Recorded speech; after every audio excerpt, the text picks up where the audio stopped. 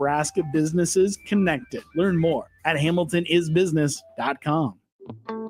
Wall-to-Wall Wine and Spirits is your place in North Lincoln to go for all your needs in wine, spirits, and beer. They also have a large variety of cigars in their walk-in humidor, and they have a top-notch walk-in temperature-controlled high-end wine room. Plus, you can enjoy free samples from their tasting bar. There's only one place to go for all your needs for spirits and cigars. That's Wall-to-Wall Wine and Spirits on North 27th Street in Lincoln.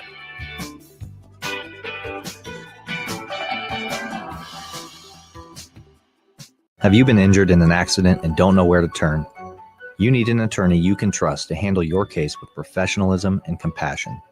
The attorneys at Liberty Law Group understand that a call to an attorney is a call for help. If you've been injured, we want to help you. Liberty Law's experienced attorneys are committed to the pursuit of justice for those injured. Call Liberty Law and find out how we can help you get the compensation you deserve. Call 877-42-LIBERTY. Call the trial attorneys you can trust. 877-42-LIBERTY. Are you ready for a new opportunity? Check out Sandhills Global. Join a dynamic team where your skills are valued and your career can soar. We offer full-time positions with a 4.5-day work week, competitive pay, excellent benefits, and a positive work environment. From IT and marketing to sales and finance, we're looking for talented individuals like you. Apply today at sandhills.jobs and take the first step towards an exciting future. That's sandhills.jobs. Don't wait. Apply now. Saturday. Eagle Raceway is open for a full season of dirt track racing action every Saturday night. Don't miss the epic battles on the high banks of Eagle Raceway each Saturday between the Nebraska Septic Sprint Cars, Nebraska Lottery Modifieds, Avid Realty Sport Mods, Valentino's Hobby Stocks, and A1 Iron Stock Cars. Let's go racing. Eagle Raceway, just 10 miles east of Lincoln on O Street. Check out the full schedule at eagleraceway.com. Are you looking to upgrade or improve the garage door on your home? This is Cameron Hall of Doors Plus. At Doors Plus, we guarantee to offer a wide selection of options from 5 leading garage door manufacturers as we deliver a free estimate, exact measurements, and rapid installation with a 3 to 5 week time frame. When you choose Doors Plus for your residential garage door needs, you'll work with our experienced technicians and be ensured that your new door seamlessly complements your home. Give us a call at 402-590-5800 or visit us online at DoorsPlusLLC.com. Doors Plus, garage doors, and more. This is Bill Mitchner, Executive Director of Lincoln Lighthouse. Did you know Lighthouse provides multiple programs for students such as one-on-one tutoring and mentoring, as well as pro-social skill exercises, while providing them a nourishing meal and a safe space during all months of the year, even during school breaks? Learn more or contribute to Lighthouse at lincolnlighthouse.org today.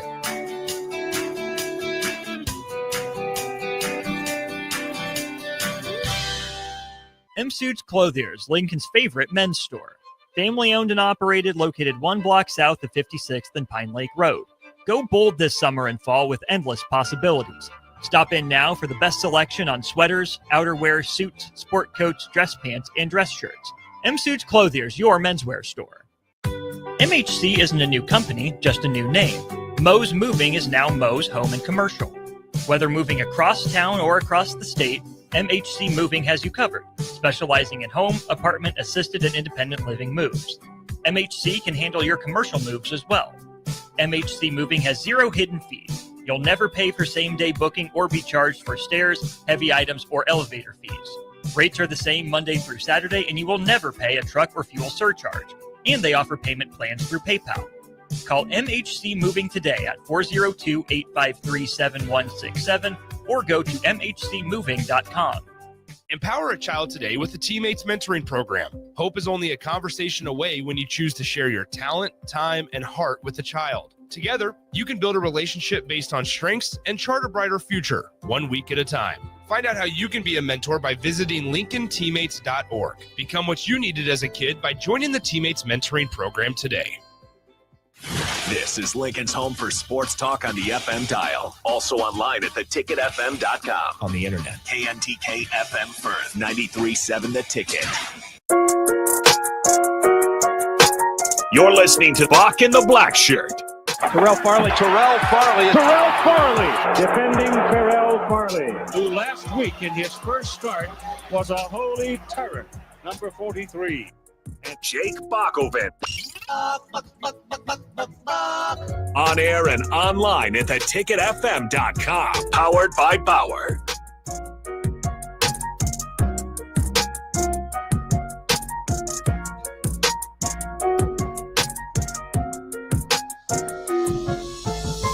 Welcome to Bock The Blackshirt here on 93.7 The Ticket. I am the Blackshirt, Terrell Farley, and I'm with Jake Bockoven, one of the best producers here at The Ticket.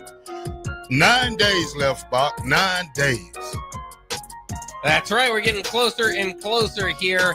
And, of course, we can definitely feel we've been doing the countdown. And we get to the single-digit numbers. We're finally there. Of course, that's a big honor for Nebraska football. Much of what we talked about over the last couple of weeks. And now we are to the single-digit days getting to Nebraska football. Man, it's a great time to be alive. Great time of the year. Man, 9 days left. 4 days for week 0. That's kickoff. right, yeah. Couple of games slated to play that Saturday. Then next week, the main week, we start off on Thursday, Friday, Saturday, Sunday, Monday, and then another weekend all over again. College football is back, and it's to my pleasure to announce the best Husker of all time at number 9. Didn't know it was so many guys who wore number 9, Bob, but it's a lot of guys. Oh, yeah. That's like we said, the single-digit numbers are there for a reason. People, they're sought after, of course. A lot of times, skill position players getting them. Of course, this last year we saw Ty Robinson jump into it. So not always skill position players, but I wouldn't say it's quite the historic number as maybe some of the other ones that we've thrown out. DP and I kind of did a segment. The 7 certainly has certain names that you think. The 15 has some certain names that you think. I think 9 does have some certain names you think, depending on your era of watching Nebraska football. I'll give the floor to you to give your favorite or best number 9. Well, I do a list, Box, so I'm just going to go with my list. Okay. And I'm going to start from the bottom up. Yeah. Vincent Shavers changed to number 9. Was number 1. Where's number? What was I think it? It was like number 10 before that. Yeah, he's already got 3 numbers a year and get some change in. So he was 1, 9, 10. Now he's 9.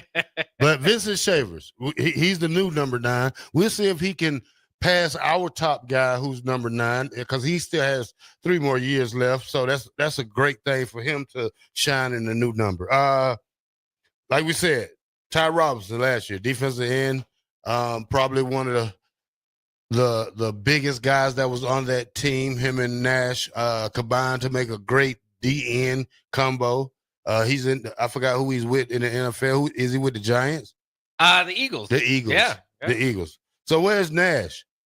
Nash didn't get drafted, so let's know that off the top of my head, but I can look at it. Yeah, but Ty Robinson, he had a sack the other last week. I didn't watch him this week, but he's got a great chance to do big things up there in Philly. Nash is with the Bucks, by the way. All right, the Bucks. Throw that out there. All right, Bob. From 95 to 98, this quarterback was a fan favorite.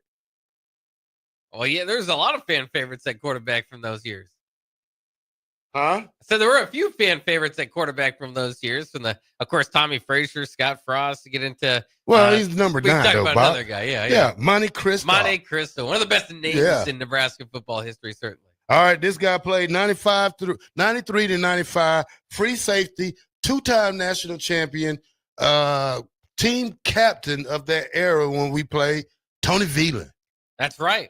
Did he play with you? Or did you say that 95? Yeah, I played with Tony. Okay, yeah. 2-time national champion, 94, 95. Yeah. His final year was 95. Started off as a quarterback from Omaha, Benson. Then he made the switch from free safety, became one of the dangerous. Let me tell you a story about Tony. We was playing Colorado, Bach. And, as a defensive, me, as a linebacker, I'm always around to play. So this time I'm around to play, and somehow I slipped and I didn't make the tackle. Mm. But Tony Veland hit me so hard, Bach, I had to come out the game. He dislocated my shoulder, Bach. I was trying to tackle Ray Caruth, and somehow I slipped and I was moving. And Tony Veal came in with a kill shot. And I swear, Bach, that's the hardest I've ever been hit by my own team. Oh, yeah. And I tell him about this all the time. You tried to take me out. You tried to take me out. But Tony Veland was a murdering nightmare back there, Bach, who would knock your socks off if he got a chance. A missile. A missile. I'm talking about Bach. First time I ever told to come get me. Get me out of the game. I came out, Bach, and I had to miss a couple of plays because it was hurting Bach real bad. Yeah. My shoulder felt like he just tried to unload on me, and I was what they call an innocent bystander, Bach. That's what I was. Right. That's what I was. Only missed a few plays, though, out of it. That's only a few plays. I was right Not too back bad. out there a couple plays. All right, this guy right here plays safety from 80 to 83, Bach. Russell Gary. Okay, yeah. One of Ricky Deer's friends. I met him a couple of times. Nice guy. This guy right here, 1985 to 1988. All-American quarterback, all-conference, all-Big 8 quarterback, Husker Hall of Famer, Stephen Taylor. Oh, yeah, I know a little bit about that guy. Stephen Taylor, great quarterback from California out that way. Multiple athlete. Can play baseball. Won a Grey Cup up there in Canada with I think it was Calgary that he played for. Great guy overall. Yeah, Steve Taylor. All right, Bach, these two guys right here are the best, they say, in the business at number 9. I'm going to read this first one off. Ed Weir. Oh, yeah. Offensive defensive tackle who wore number 9 back in I'm trying to see, Bach, look it up, 19 something, Bach. I missed that. I forgot that part. I think it was early 1900. So 1923 to 1925. 1923, 1925, two-time All-American, college football Hall of Famer. His name is dedicated to the Husker Outdoor Track and Field Box Stadium in 1974. Yeah, and he's known for the Nebraska team in 1923 was one of the few, and maybe the only. I can't remember how the story of history goes. Someone could probably help me out with that. But they beat the Four Horsemen at Notre Dame. Ed Weir and his teammates were able to do that. So, yeah, shout out to him. All right, Bach, this one right here, he's a fan favorite. Good fan. I'm a fan of his, too. Stanley Morgan Jr. Oh, yeah, there you go. Nebraska all-time leader in reception yards and receptions. Caught a pass in 38 straight games. Man, Stanley was an athlete. He played I think he was with Tommy Armstrong, wasn't he? And Adrian Martinez. Yeah, but didn't he wear, I think you're a day ahead, didn't he wear number 8? Oh, did he wear number 9 once? Maybe it's somewhere. Every picture I'm looking at popped him up at number 8. Well, I'll bring him up tomorrow. Yeah, I don't know why they said the number 9. I don't know why they said number 9. That's what they said, Bob. Yeah. I don't know, but I could go with. Typo. It's a typo probably, but Ed Ware, Steve Taylor, a lot of guys, Tony Veland, Monty Kristoff, Ty Robinson, now Vincent Shavers, Russell Gary, Bob. Great football players right here. Yeah, I've got a few more to add to the list. Jason Ankra, a defensive end. I think many would remember in the Bo Pelini era. And then maybe one of my favorite number 9s, Wilson Thomas, from of course the wide receiver from the option days with Eric Crouch. Probably their biggest target for that 2001 team as far as wide receivers go. Kind of teamed up over those years. 2001. By then, Matt Davison was gone, but made a good formidable wide receiver group with him. Tracy Wistrom obviously was I think the biggest target on that 2001 team. But Wilson Thomas, always the guy. I wonder what his stats would look like if he didn't play in the option offense. A lengthy wide receiver, go up and get it. He was a lot of fun. And then one that people might not want me to mention, but he still played for Nebraska, was Sam Keller. Sam Keller, of course, not the most beloved former Husker, as we talk about Steve Taylor and some of those other guys that might fit into that description a little bit more. Obviously did not have the success that he wanted to, coming over from Arizona State, replaced by Joe Gans halfway through his senior season. But as we all know, maybe more importantly, was kind of went after the name, image, and likeness thing early, kind of like along with Ed O'Bannon and some of those guys. And maybe is partly the reason we are in one way or the other with some dominoes falling along the lines where we are here today. But for the longest time, people criticized Sam Keller for taking away their video game, which is now, of course, back. Yeah, he's probably one of the few who got paid also. Like Sam Keller and Ed O'Bannon. And Sam Keller loved himself some Sam Keller. I don't know how he does anymore, but I remember that was the one time I saw him. We should have him on to ask him how do he feel. Yeah, we should. It'd be a fascinating interview. We'd have a lot of people tuning in for that. If anybody's got Sam's number, I'd be interested because he had like party photos over from Arizona State that leaked when he got to Nebraska. I thought that was kind of funny, but I always just remember following him He'd be easy to spot because on his license plate, I think it said S. Keller. So it's like pretty obvious. Hey, I'm the quarterback at Nebraska. Watch me drive. All right, Bach. In college football news, this story just it makes me laugh every time I look at it. Auburn. Have you seen what Auburn is trying to do, Bach? Auburn is in the headlines for a lot of different things over the last couple of days. What's the latest? Auburn announces that they are going to claim 7 more national titles, Bach. That's a lot to claim at once. The school has 2 real national titles, Bach. 1951 and 2010, both nationally recognized, but are now staking their claim to 7 more. The 1910 6-1 title belonged to 9-0 Pitt. 1913 title belongs. They was 8-0. Title belongs to 9-0 Harvard. 1914 Bach. They was 8-0-1. Title belongs to Army. 1957 Bach. They finished 10-0. Finished number 1 in the AP poll. Real title. So they got that one. 1957. Yeah. All right. 1958 Bach. They was 9-0 and tied 1. Titles belong to LSU, 11-0. I don't know how can you fight some of these. 1983, Bob, 11-1, ranked number 3. Who won it? 11-1. Miami finished number 1. Miami won it. Michael Irvin them right there, wasn't it, Bob, in 1983? I don't know if Irvin was on the team. Yeah, but that was a good team. All right, Bob, 1993. They was banned, 11-0. Banned from the postseason. State recruiting violation.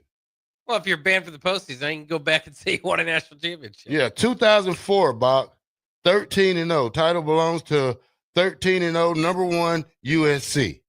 Now that one, I mean that was one of the best arguments for a extended playoff. I always felt bad for that 2014. Remember Jason Campbell? I believe that was the Cadillac Williams, Ronnie Brown teams as well. And just obviously if you can imagine, which is just blows my mind to go into the BCS era and take a peek, but the SEC undefeated champions were left out of the BCS national championship game. Would never happen today.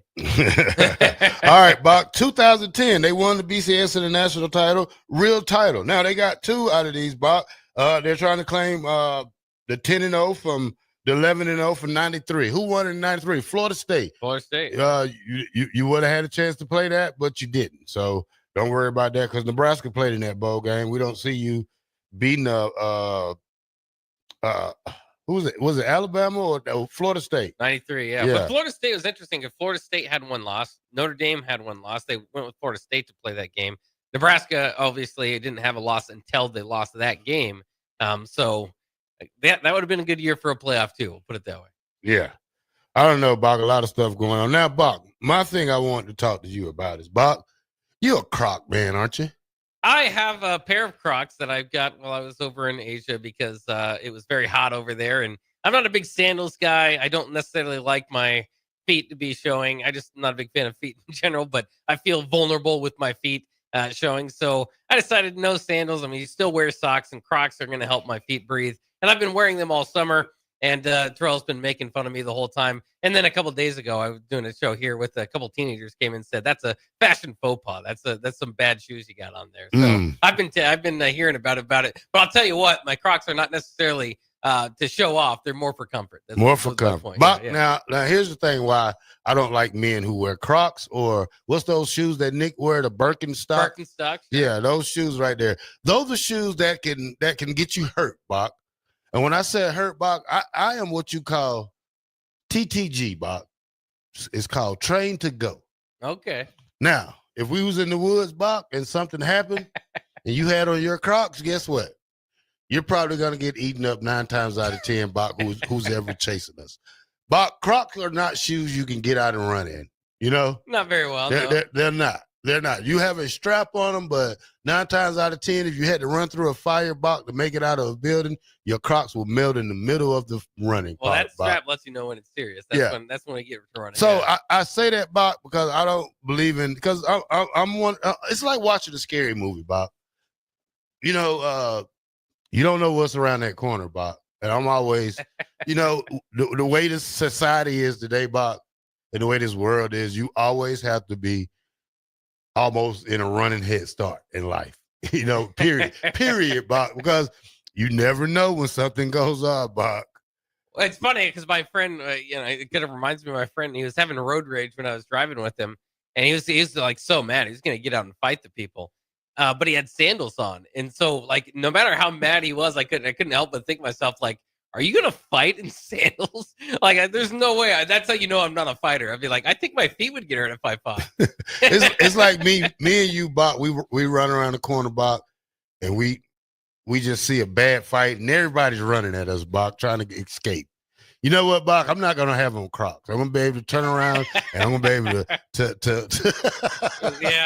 run. But Bach, let me just say this: the NFL and Crocs have collaborated to make Crocs for NFL teams with your Arizona Cardinals on it. You can get you a pair with cool. Arizona. Bach. Yeah, maybe that's what I need to do. Do they have all teams? I was just like looking at stuff. Yeah. They started off with the first 18 teams, and then they'll have the rest of them. So, you know what I'm saying? They'll start off with 18, Bach, and then they will go to the rest. See, and I don't know. I'm not completely. Like I said, I wear these for comfort. I just bought them for that reason. I'm not into too much of the Croc culture. I know you can put like little pins on. I don't even know what those are called. One of the younger folks might be able to help us out there on the text line 402-464-5685. But when I'm looking at it too, that's what I see. All these little kind of pins on the Crocs, and of course the logo on there. So yeah, you can be comfortable and still somewhat fashionable, I think, with your Crocs and your NFL team. Show off some team support. Yeah, Bach, they're going to have 14 teams. They didn't name the teams yet before expanding to all 32 teams throughout the long-term calibration. I don't know. Among the first round of teams set to be featured, Bach, are the Kansas City Chiefs, Philadelphia Eagles, Buffalo Bills, and Detroit Lions. Founded in 2002 in Bloomfield, Colorado. It'll be Colorado, someone who makes something up like that, where it's 10 below in the wintertime, 20 below, but everybody's wearing Crocs. We do have some. We did get some help there. So I guess they're called giblets or charms. What you put on there? Yeah, I call them little pins. I don't know. I tried to put some on mine just because they were handed to us. I think from Raising Cane's, and apparently they don't work with mine. I don't think I even have like. I think I bought some knockoff Crocs. Is what happened, but it's all right. Again, I didn't buy them for to show them off. It's just for comfort. So yeah, I mean, they're gaining in popularity there. I know you don't like Crocs in general, but now that you can support your NFL team, would you consider them? No, I would wear. I would go to Dudes, and Dudes will have the same kind of shoes with Nebraska logos on it. Oh yeah, and Dudes have football logos on it. I would not ever wear some Jesus sandals, Birkenstock, or that's what I call a Birkenstock, Jesus sandals, and the speed mode of the Crocs. Old Dad 34 off the text line says, I got your back, Buck, with the Crocs. They are very comfortable. So, yes, we do it for comfort. Bill and Bennett says, step-in Skechers are the best shoes for us old guys. Yeah, anything you don't have to tie, I think, is what we're kind of looking for here. Cigar Guy says, I live in my Birkenstocks. Absolutely hate wearing real shoes. So, yeah, we got some people who put comfort first here. 6696 says, Birkenstocks are amazing when you're just hanging out around the house outside. Yeah. But wearing them places, nah. Out in public, no, yeah, maybe not. No. Well, I love the Dudes. Have you got a pair of the Dudes? No, I gotta look those up. So what are the Dudes? What do they differentiate from? Dudes are like Ice Cube house shoes. You remember the house shoes Ice Cube used to wear? But they turned them into some more what you call. They call Hey Dudes. Oh, Hey Dudes. Okay, I'm gonna look these up. Huh? So they're just they don't have ties on them. You can just slide them in. Just slide them in. Yeah. No ties, no anything. Yeah, that's what I'm looking for. So yeah, I can see those. Those look those look comfortable enough. I've had again probably knockoff versions. I don't know if I bought Hey Dudes. Yeah, look at this. I wear my dress shoes to work, but as soon as I get to my desk, I put on my Crocs. There's a word for Crocs that I'm just gonna leave it alone, Bob. But yeah, that's me. AD looks like he wears a pair of Birkenstocks. He does. He says I'm down for some comfort shoes, bros. So he's yeah. I don't like flip flops. I don't like sandals. I like house shoes and tennis shoes. That's it, Bob.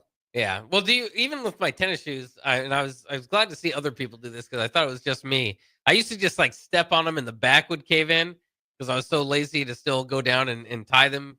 I mean, mostly because I'm just, you just kind of sliding them in and going out. But you get so comfortable doing that I would start to go out like that. And I was worried about it. But then I saw other men doing it as well. And I thought, yeah, these are my type of people. And so now there's been a whole group of different, we've gone through 3 different brand names here, a whole shoes dedicated to those of us that just don't want to tie our shoes. Somebody says Farley talking about dudes being hey dudes because they're owned by Crocs. Hey, I'd rather wear those than Crocs. And somebody said, well, you got to cough there a little bit. Recommend a sock insert for hey dudes. Yeah. Excuse me. I recommend socks for any shoes. I wear socks with every shoes. I don't know if I've seen you in sandals. Would you wear sandals? No. Open-toed sandals? No, I am not that uncle on the grill. I am not my father, Bock. So you would never catch me with some sandals on barefooted. My feet are not even pretty enough to wear sandals. So I'm much of a keep my socks on 24-hour type of guy. Yeah, I do too. My wife doesn't even like it. She tells me to let the dogs breathe, but when I do, then that's when then she complains that it doesn't smell good around the house. Like, well, yeah, it's because I took my socks off. Yeah. Yeah, they make Nebraska hey dudes now. So they do got a pair with Nebraska. Okay. Yeah, I want a pair with the black shirts on it. 0658 said, Farley, tell me you're insecure about your feet without telling me. Yeah, I don't walk around here barefoot. Yeah, I wear shower shoes in the shower. So, I'm not a feet guy. That's something that, I gave my bad feet to my granddaughter. So she's going to have to beat some babies up later on in life when they talk about my grandchild feet. So we did have a text too about Ed Weir that I wanted to get to because it kind of broke down the history. I was trying to remember there. This was a text here from 1968 on the Starter Heyman text line said, about Ed Weir, my name is John. I'm trying to help Bock out. The Huskers in 23-25 were the only team to beat the Four Horsemen. They did it 2 years in a row. Ed Weir was why. The famous Notre Dame coach complimented him greatly, but then Notre Dame refused to play Nebraska until Crouch beat them in 1999. Yeah, that's what I was trying to remember if anybody else had beaten the Four Horsemen. I think Nebraska and Ed Weir and those guys were notorious. I don't want to say notorious or famous, whatever way you want to put it, for being able to take them down. Yeah, somebody said, did the black shirt train barefooted growing up? Yeah. That's why my feet are right, because I used to walk on the railroad tracks barefooted when I was in the country and run barefooted. I was a barefooted child. I was very fast. I was probably one of the fastest kids barefooted. When did you transition to socks only? Now that when I started playing football. Yeah. Probably 10th, probably elementary. I know I had ugly feet when I was growing up.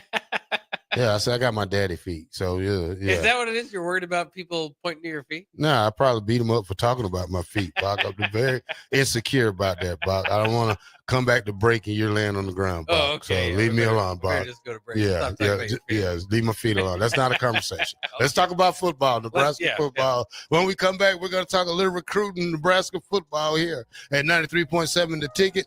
Bock in the Black Shirt here from your 1 to 3 hour. Keep summer green with Judson Bylene and Judson Irrigation. More than 40 years ago, Judson Irrigation started taking in orphans.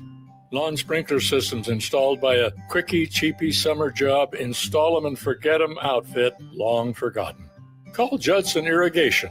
They'll never forget you. Keep summer green. Call Judson Irrigation 402-420-6277 or judsonirrigation.com. Saturday. Eagle Raceway is open for a full season of dirt track racing action every Saturday night. Don't miss the epic battles on the high banks of Eagle Raceway each Saturday between the Nebraska Septic Sprint Cars, Nebraska Lottery Modifieds, Avid Realty Sport Mods, Valentino's Hobby Stocks, and A1 Iron Stock Cars. Let's go racing. Eagle Raceway, just 10 miles east of Lincoln on O Street. Check out the full schedule at eagleraceway.com. Hey there, this is Paul Scheel, owner of High Electric. I want to thank our friends and loyal customers and introduce High Electric to those looking for a new electrician. We've been serving the Lincoln and Omaha area for over 30 years, from design to install, upgrades and repair. If you are a homeowner or a small business needing some electrical work, call us at 402-466-6606 or check us out at hyelectric.com. We look forward to hearing from you. Are you ready for a new opportunity? Check out Sandhills Global. Join a dynamic team where your skills are valued and your career can soar. We offer full-time positions with a 4.5-day work week, competitive pay, excellent benefits, and a positive work environment. From IT and marketing to sales and finance, we're looking for talented individuals like you. Apply today at sandhills.jobs and take the first step towards an exciting future. That's sandhills.jobs. Don't wait. Apply now. Wall to Wall Wine and Spirits is your place in North Lincoln to go for all your needs in wine, spirits, and beer. They also have a large variety of cigars in their walk-in humidor, and they have a top-notch walk-in temperature-controlled high-end wine room. Plus, you can enjoy free samples from their tasting bar. There's only one place to go for all your needs for spirits and cigars. That's Wall to Wall Wine and Spirits on North 27th Street in Lincoln.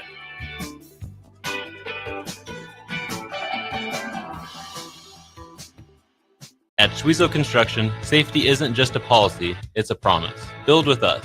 Work safe, go home proud. We're hiring skilled craftsmen, laborers, concrete workers, and steel erectors who value quality work and a team that has your back, on and off the job site. If you're ready to be part of a company where your safety and success come first, visit Schwezo.com. That's SCHWISOW.com and apply today. Schwezo Construction, 40 years strong and still building the future.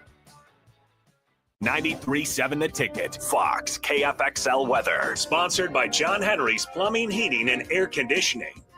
Your Lincoln forecast for today, patchy fog possible this morning. Otherwise, we'll see mainly sunny skies and light winds, high near 91. Tonight, mainly clear skies with a low around 70. And tomorrow, patchy fog again in the morning, a slight chance of rain in the afternoon. Otherwise, mainly sunny skies with a high near 89.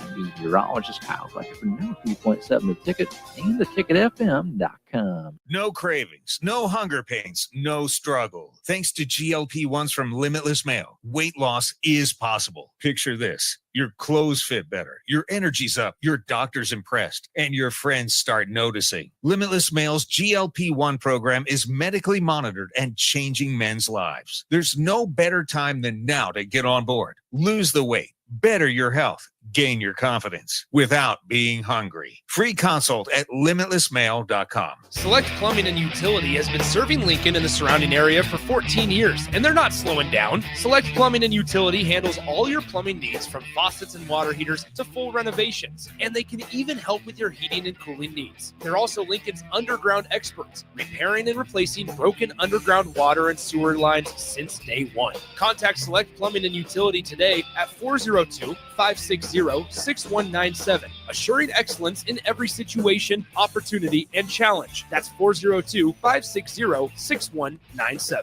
M Suits Clothiers, Lincoln's favorite men's store. Family owned and operated, located 1 block south of 56th and Pine Lake Road. Go bold this summer and fall with endless possibilities. Stop in now for the best selection on sweaters, outerwear, suits, sport coats, dress pants, and dress shirts. M Suits Clothiers, your menswear store. Are you looking for an exciting new way to put your skills to work? Explore new career options in the fintech industry at Currency, a Sandhills Global company. We offer full-time positions in financial sales, compliance, operations, and other fields. We also offer a 4.5-day work week, an attractive benefits package, and opportunities for advancement. Put your motivation to work and grow with us at Currency. Visit gocurrency.com/careers to learn more. You're listening to Bock the Blackshirt, on air and online at theticketfm.com.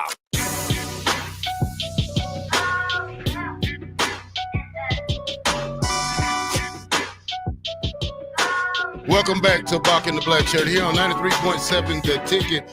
We have some special guests in the studio today. Link to Literacy 3rd Annual Woodstock will be going on this weekend, August 23rd, 2005, from 10 to 1 at Antelope Park. Welcome in, Miss Cat. How are you doing today? I am doing great. How are you doing? I'm doing very well. Special time of the year for y'all as y'all get ready for your event this weekend. We're here to help y'all. We always been here to help Link to Literacy, one of the great organizations that we try to be involved in, and had players come read out loud to some of the kids. But tell us about your special weekend that's going on at the Book Swap. Yeah, so this is our third annual Word Stock event, and we are going to have so many amazing books there for all ages. We're talking baby and toddlers to young adult and adult books, nonfiction, fiction. They're all free to the public. We've been collecting these books for the past 6 weeks with some community partners, and then they're all going to be available here for free at Antelope Park in the small enclosed shelter by the park. Yeah. Bob? Yeah, that'll be exciting. I was able to go to Wordstock last year, so I'm glad to see it make its way back. A lot of fun for my kid. At the time was 3. He's 4 now, so definitely looking forward to it again. Of course, I think the thing you need to know first and foremost is that it's free. There's no charge, so you can come in and pick out some books. And of course, who knows what a book can do, what the right book can do in a young child's hands. So as we look forward to that, what are some of the other things that are going to be going on at Wordstock? Well, we will be having the carnival games again, so you can try your hand at the different carnival games and get some cool prizes. We have food trucks.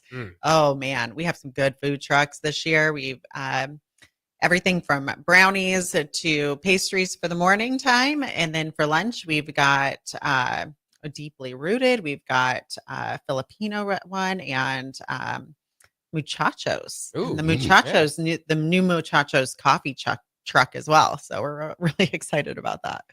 Books for all ages. Yes. Me, myself, I'm a James Patterson type of guy. I love James Patterson. I love the I forgot which one he does with the cop. They made a movie about it. Time to Kill. Oh, there you go. Yeah, James Patterson. He makes those. Alex Cross.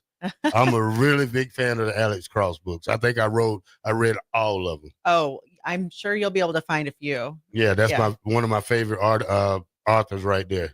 Well, cool. You know, one thing we've been brainstorming how to add to this event, because we have the community booths as well and our sponsors, so you can really learn about everything going on in Lincoln. And I thought it would be fun to have like sticky notes with a pen. So when you're going around, maybe you see a book that you love, you could write a little note on it for somebody else to pick up, say what you like about it. Yeah, that'd be kind of fun. Yeah, we'll see. And of course, again, we're talking about Wordstock. When, date and time and where. Of course, we need to keep bringing that up as we go on through this interview. Yeah, this Saturday at the Antelope Park enclosed shelter over by the playground, and it's from 10 to 1. 10 to 1. Very cool. And then one thing that I think is obviously Wordstock, a little bit of a play on words. My son, again, going back to that, he's learning who Woodstock is, along with Snoopy and those folks. So Wordstock, do you know where that derived from? Well, yeah, really, we just wanted it to be kind of a groovy time. So we were more talking about, the Woodstock Festival, gathering people around and having a time of love and peace, and we're adding books into the mix. And so Wordstock is, again, the event that we're all looking kind of forward to, and again, free. Go out there, swap books, bring books that maybe you picked up last year. There's no problem in exchanging them year in and year out. But as we kind of again look forward to it, I guess what has been your experience so far through Wordstock? Were you at the first two? Yeah, well, so it came about because in Lincoln, it's hard to find places to donate books. You've got the little free libraries, but you have to make the time to go and do that and search those out. The library itself takes some used books for their foundation sales, and but the Goodwills and the different places don't really take them very often. And so we built this to fulfill a need in our community to really be able to exchange books and to have somewhere to take these books. So we have noticed throughout the years, as our third one, people really appreciate that, and they really take them, and we get some really great books. We get some really beautiful treasures that other people then come and are so excited to get, and to kind of fish through all of the boxes, and it's like a little treasure hunt, and to see people's joy when they find a book that they really love, it's pretty cool. It is. It's awesome. I've been to. It's kind of funny because I've been, at parks, and sometimes events like this are hosted, and then I remember a couple like coming walking up to me and being like, asking me, is this so this is what, because they're from Chicago. It's like, this is just kind of what happens here in Lincoln. It's like, well, yeah, sometimes this is, but of course, Wordstock, again, maybe the primary or one of the primary focuses or events for Link to Literacy. For those that don't know a whole lot about Link to Literacy, what is the kind of the parent group behind Wordstock here? Yeah, sure. So Link to Literacy inspires generations through inclusive books and literacy education through our community partnerships. So we really partner with a lot of the different community organizations around town, help identify what their literacy needs that aren't being met elsewhere, and fulfill those needs with very specific curated materials and education for caregivers and parents on how to include reading in as a habit in their home, and give them some basic reading strategies to really make that a priority. Yeah, absolutely. And then again, going back to the range of books that will be there, are adults allowed to come in and kind of swap some books as well? They see some not just for the children? Yes, 100%. We have a bajillion adult books that are being donated. So you don't have to have a child to come. You can come. Superstar readers this year. Who are going to be some of your guests reading out to the kids? Well, we have, so some of our sponsors were able to come and read. So we have the CEO of Brian Health coming. We have some people from Nebraska Athletics, I believe. We have some local authors, and it's all still getting a little bit hashed out. So I can't, some of them are going to be surprises. There you go. Maybe we can get Dylan Riola to come read the little engine who could. I would love that. Well, and then for those that are kind of thinking too, if you're coming in one or two books, it's not necessarily limited, right? There's an idea, maybe you can bring a whole bag and you can fill your bag up. Absolutely. We'll even supply the bag for you. There you go. Yeah. As long as they get here in time. We'll be giving out bags.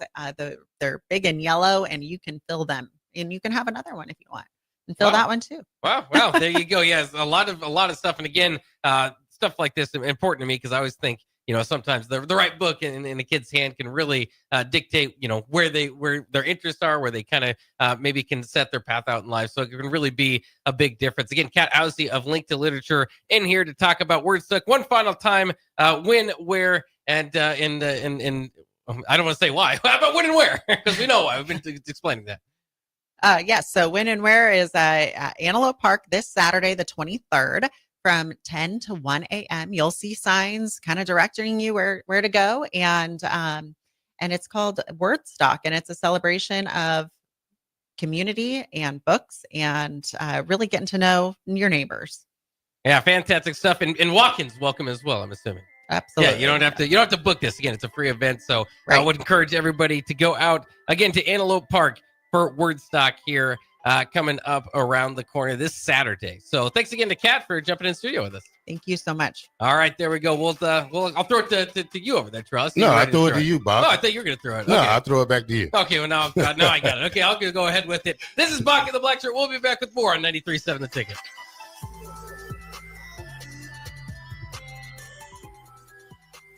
No cravings, no hunger pains, no struggle. Thanks to GLP-1s from Limitless Mail, weight loss is possible. Picture this. Your clothes fit better, your energy's up, your doctor's impressed, and your friends start noticing. Limitless Mail's GLP-1 program is medically monitored and changing men's lives. There's no better time than now to get on board. Lose the weight, better your health, gain your confidence without being hungry. Free consult at limitlessmail.com.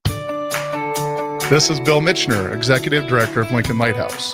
Did you know Lighthouse provides multiple programs for students such as one-on-one tutoring and mentoring, as well as pro-social skill exercises, while providing them a nourishing meal and a safe space during all months of the year, even during school breaks? Learn more or contribute to Lighthouse at lincolnlighthouse.org today.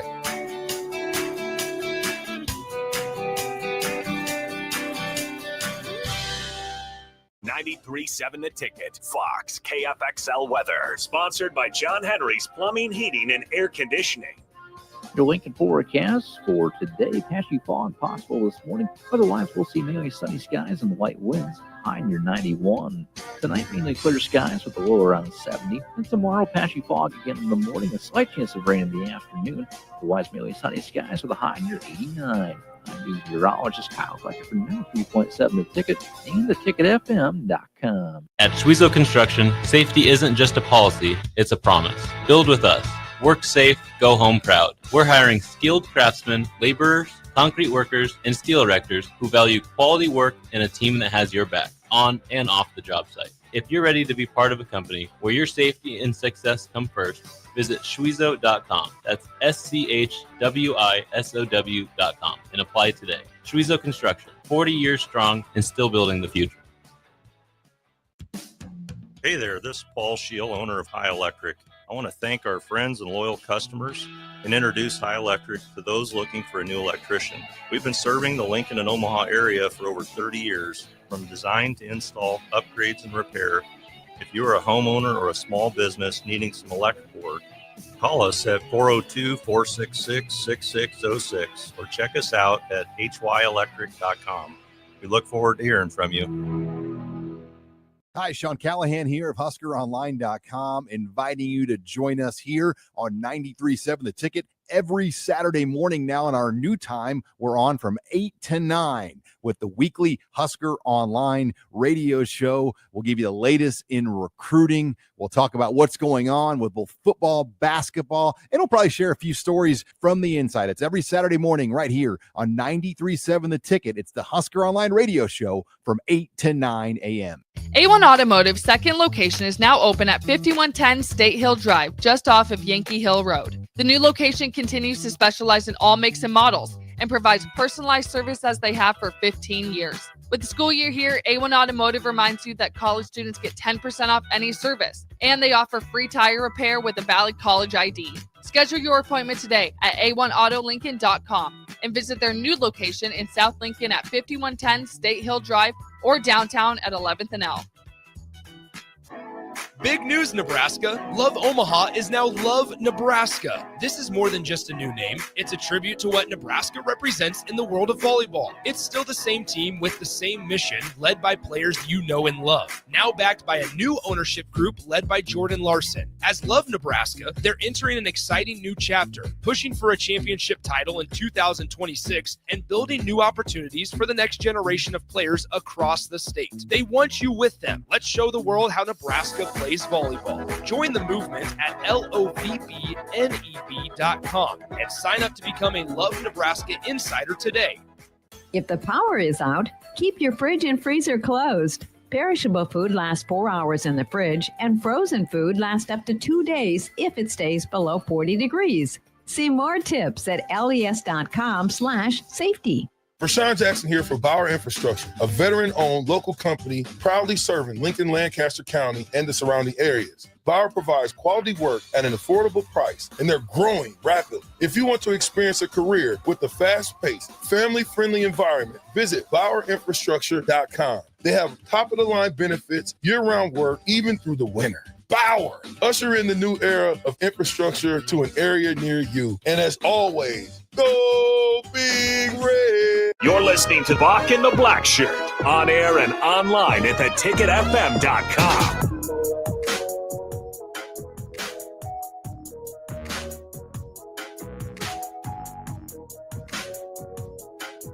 Welcome back to Bock and the Blackshirt here on 93.7. The Ticket. We are powered by Bauer Infrastructure, Bauer Underground, Brad Excavating. Shout out to the Bauer crew out there working hard today. Bock, over the weekend, we did secure another in-state recruit in Torrey Pittman III. 5-star in some of the recruits, 4-star in some of the other services. But this was a big pickup for Nebraska, especially as the in-state recruit in the class of 2027, safety, 6 foot, 185. Yeah, it's kind of interesting too. You know, you hear about, maybe why you would pick Nebraska. You say this is just home. It's just home for him. So obviously the coaching staff has a lot to do with that as well, and in the direction of the program. So you feel good about this. Obviously, all of this with the background of this upcoming year, Nebraska's recruiting class. much talked about for a variety of reasons. They've only got 12 guys included in it, so it's hurting kind of the team rankings. So I think they're 24/7, at least last check. Yesterday had them at 72nd. You never want to see Nebraska necessarily there, but again, it's one of those waiting games here in modern day college football. It's not all about the freshman class you're bringing in. So what Nebraska does in the transfer portal, when they know the kind of more the numbers that they're going to have for building next year's team, and who they're going to go after there, of course, will be a big factor in there. And we'll see what they can do. Maybe add a few more guys to the 2026 class and move up in some of those rankings. But all that being said, Pittman in specifically is just a type of player that doesn't come along often, at least for Nebraska, as far as how highly valued he is as a 5-star prospect. I always say we always kind of throw out 5 stars out there a little bit too much, like all these teams are able to get them. They're tough. There's only about 25 or 30 of them every year. And again, Ohio State's, the Alabamas, some of the major schools, the Clemsons, the Georgias take about 80% of those. And so, it's kind of slim pickings for a lot of the other programs. So this would be huge. Obviously, Trey Taylor in that class of 2027. So that's off to a fantastic start. Hey, ranked number 7. Yeah, long time to go, but I think with just 2 guys in it, that's a pretty good start. Yeah, I mean, you can build on that. Not really an urgency right now to worry about 27 because we still have to worry about the 25 football season instead of I'm not saying put recruiting off, but this, with Nebraska in this season and the urge to win would probably help this team better off in the long run instead of the short run when we talk about recruiting wise, because when we talk about recruiting from the in-state part, this is a big get for Nebraska. And it also brings up a lot of talk, like over the weekend, I seen a post about former Husker player Jamel Williams' son Bryson talked about how Nebraska stiffed him and didn't recruit him and didn't do stuff like this. And Matt Rule just said, so just come to camp. So it's different recruiting techniques when you talk about recruiting kids from the in-state versus out-of-state. Yeah, it's interesting. He's got, obviously that whole strategy is much talked about as well. And I don't just throw it on off everybody else. It's fascinating to me. So we talk about it quite a bit is, kind of recruiting nationally with the 12 spots that they've given out so far in the scholarships this year. And Pittman kind of lands that different discussion of being a national recruit that happens to live in Omaha, happens to live in Nebraska, right? So, it's always been long talked about as Nebraska is when the 500-mile radius in recruiting locked down the state borders, and they've transitioned away from that, at least temporarily, with the idea of not bringing in as many freshmen. Of course, with the transfer portal and everything that kind of goes along with that, NIL, everything there. And so it's for some fans, it can be frustrating. You'd rather, a lot of people say, well, if it's a tie, go with, the Omaha kid, go with the Nebraska kid, because maybe they'll give it a little bit more in the locker room. And Nebraska does have one commitment out of the state of Nebraska for this upcoming season. But, for those high-end types, I mean, there's been some really good players, Xavier Watts, of course, being kind of the biggest example as of late, that have really made their mark on college football at other programs. So you hate to see those guys leave the state, and so Pittman's a big one. The other thing is, and it kind of brings some intrigue and some interest on the other side, which I don't want to talk about it too much because it's kind of a negative thought before the season starts. But we've seen coaches here before with big time recruits coming in, and then that season gets derailed, and then you kind of make that move. Talking about it specifically, Bookie Riley-Hiles in that class and Mike Riley. So I don't know if these signings would really help with any job status or anything like that, because stuff can change. And if you're thinking at the AD level of future guys coming in, one, you don't know if they're going to live up to the hype to begin with. Two, you don't know if they're actually going to sign, regardless of if you keep a coach at a struggling program. So I don't think it necessarily factors into that sort of stuff. But obviously the reverse of that, right, my negative thought of maybe not doing too well, is if Nebraska does do well, does exceed expectations, does take that next step forward, you already got to jump on kind of, okay, these guys already believed, and there's reason to believe. And then I think you would get obviously more recruits of their caliber, a little bit more interesting. Yeah. Also from the 2027 class, Bock, Juju Johnson, 4-star cornerback. He's the number one. He's number 1 in California, number 3 cornerback in the nation, 24th overall, Bock. He has Nebraska in his top 3 with Texas and UCLA vying for his services, Bach. That would be a good jump for 27 if they can get their kid also right there. Yeah, there's some big ones out there. Again, Nebraska and their coach, really got to give them credit. They've been in a lot of these chases, and obviously landing Dylan Raiola was kind of been the crown jewel so far. But you want to be able to compete for some of those other guys. Obviously, you think about Nate Frazier, that's starting running back at Georgia. You think about a Ryan Wingo, that's a starting or wide receiver now at Texas. Now the name escapes me, but the Brandon, I can't remember the left tackle that's starting at Texas too. It's great to be in those conversations. It's great to be in their finals, but close only counts in hand grenades and grenades, right? And horseshoes. So and I think you say that opposite. I messed that up. Horseshoes and hand grenades. But so it is something, but it's also something to consider moving forward, because I think that was more the case though in previous years. Now with the transfer portal, it's still good to kind of keep that connection if you are among the top favorites. Of course, we saw that this last year in Williams-Winery. So you might not win every battle right up front. And again, more winning on the field, I think, would convince more guys to take that opportunity. But it's been nice to see Nebraska, quite frankly, in decision making of some of these 5 stars, high end 4 stars, in conversations. They don't, they kind of stand out. It's like one of these is not like the others when you're competing with Texas and Georgia and some of those teams that have had more success recently. Yeah. All right, Bach.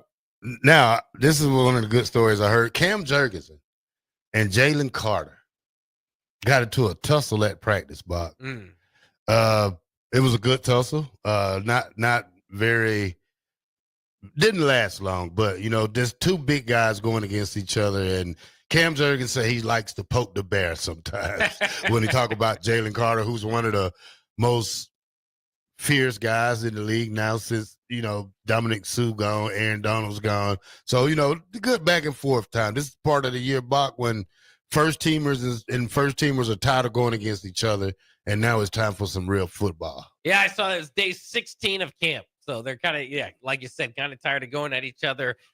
Looked like this was pretty short-lived, at least. We've seen, a couple camp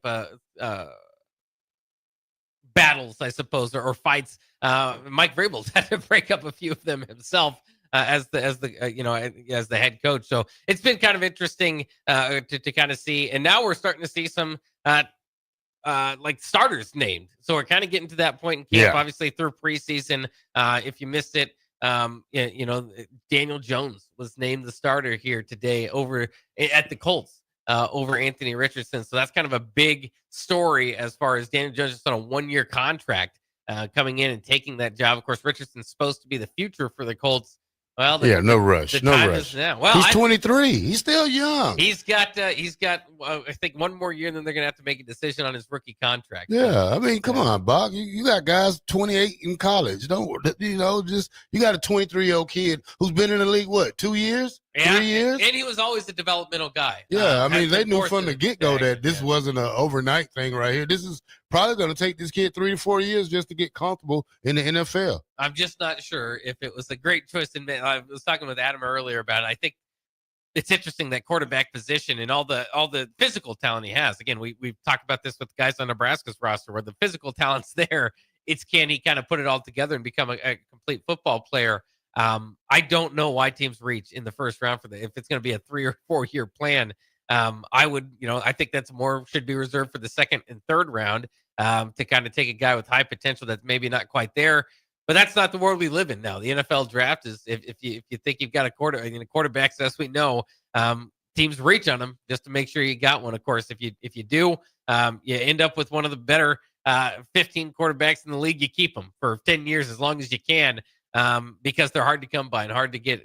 Such a important asset in the company. But of course, you never know. The Colts will see this year if Daniel Jones has a breakout year, be able to do something maybe more with this offense than he was with the Giants. Then maybe he turns into their future. Of course, he was a kind of similar situation, drafted for maybe his potential, could always use his legs. Things didn't finish out well, kind of struggled there at the end of his tenure with the Giants. So if he can kind of revitalize that, he's not a whole lot older. Yeah, he's not. I mean, he just had a terrible time at the Giants, and sometimes you need to go to another team to make your career better. I mean, we seen that for a lot of players. But, let's go to break, Bock, and we'll still talk some football when we come back here on Bock the Blackshirt now at 93.7 The Ticket. Are you looking for an exciting new way to put your skills to work? Explore new career options in the fintech industry at Currency, a Sandhills global company. We offer full-time positions in financial sales, compliance, operations, and other fields. We also offer a 4.5-day work week, an attractive benefits package, and opportunities for advancement. Put your motivation to work and grow with us at Currency. Visit gocurrency.com/careers to learn more. Play ball! Pitch the perfect idea for a family outing or date night with tickets to the next Salt Dogs game. Nothing says summer fun like an action-packed evening at Haymarket Park.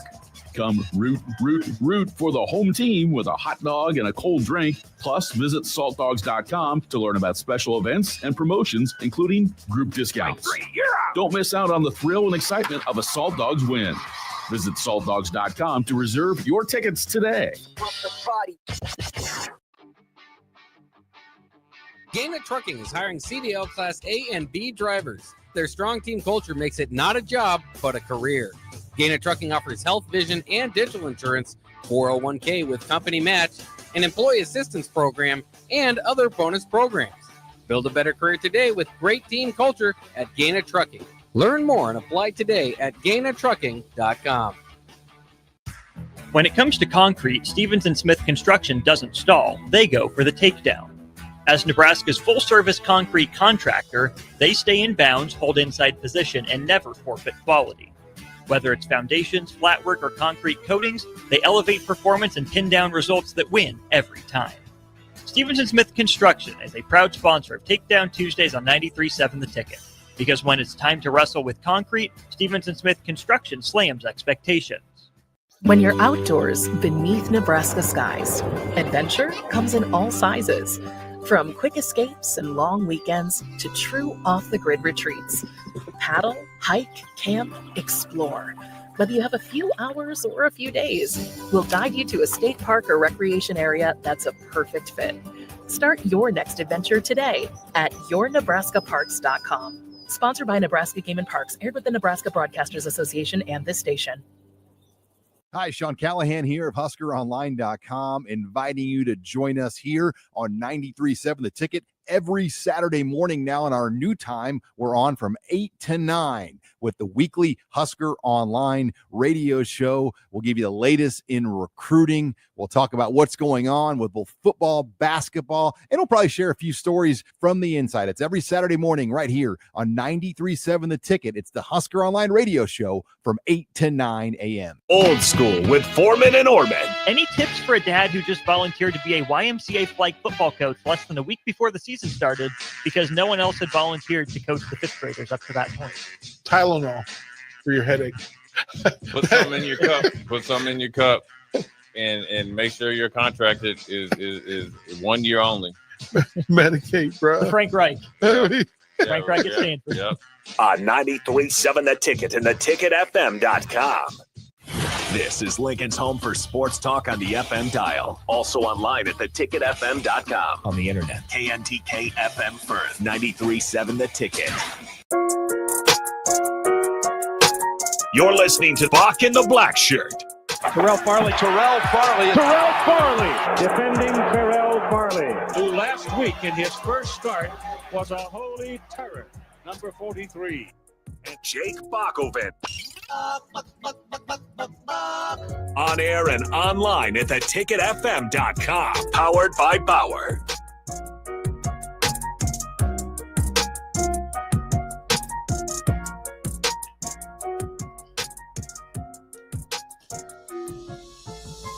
Welcome back to Bock and the Blackshirt here on 93.7 The Ticket. We are on Monday through Friday from your 1 to 3 hour. Jake Bockoven and the Blackshirt. Bock, how's your day going so far, sir? Oh, not too bad. Of course, it's always a good time sitting in here talking some football and some other sports with you. I don't know if we've been able to talk yet. I did want to throw something your way as we kind of start this hour, is that I've talked a lot about it with Adam Carricker. What would your thoughts be on an expanded college football playoff? The Big Ten has thrown out an idea of maybe a playoff that includes 24 or 28 teams. Remember, right now we're working on the 12-team model again this year, and then we'll go to 14 for the foreseeable future. At least that's the plan as of now, but who knows? I mean, before they could come to an agreement before that 14 model ever takes off to include 16 or now as many as 24 or 28 teams. Certainly changes the regular season, and maybe just kind of your thoughts as a whole on how college football is constructed, from conference play to non-conference play to championship games to play-in games, all that sort of stuff.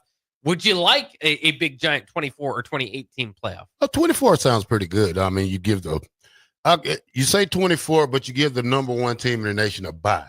That's what they earn if they go, play the regular season well. When you got 24 teams probably hold back into the playoffs and try to make a run there. But I'm kind of fond of a 24 team playoff. Makes college football a little bit better and at the end of it, not necessarily beginning at the beginning of it, because now we see teams like Indiana's doing what SEC teams doing with scheduler wise. But I think it's a good idea. Not sure it will work in this day and age in college football, with still trying to figure out the 12 teams, probably supposed to go to 14 teams, 16 teams. But I think we need to stick with one number and stop trying to expand it every year so that you can get your team in there or get 7 big teams, 10s in there, 7 SEC teams in there. I think you just put the best 24 teams or the best 12 teams in there, regardless of what conference you're in. I think you pick the